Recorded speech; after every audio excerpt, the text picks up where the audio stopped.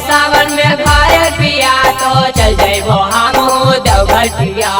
नहीं आइबो सावन में शिवांगी रिकॉर्डिंग स्टूडियो राजगीर देवघर पिया। डबल कांवर ले ले आइहा एगो तो ले जाइहा एगो हमहू ना।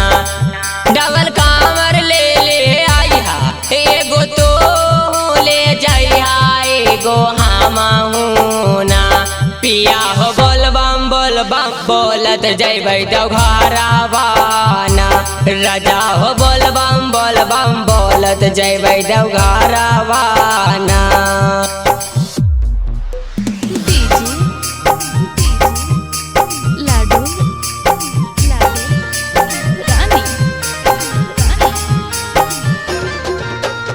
आगलिए हमहू देवघर पिया भोले जी पर जलवा ढारबै पिया।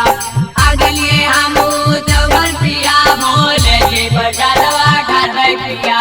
16 तन गांजा जाके जलवा उठाइबै सोइया पहाड़ पे तानी को ना डेराइबै।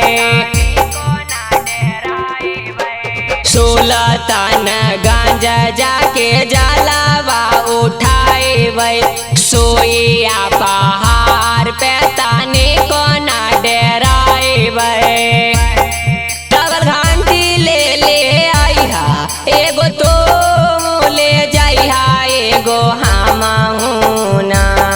डबल घंटी ले ले आइहा एगो हमारो में लगाइहा एगो तू अपनो में। कि पिया हो बड़ी सुंदर शोभा तैमोर कमरवा ना। राजा हो बड़ी सुंदर शोभा तैमोर कमरवा ना।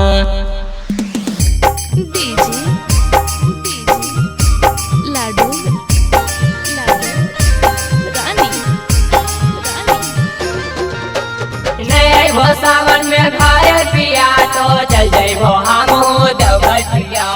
नहीं आइबो सावन में घर पिया तो चल जाइबो हमहू देवघर पिया।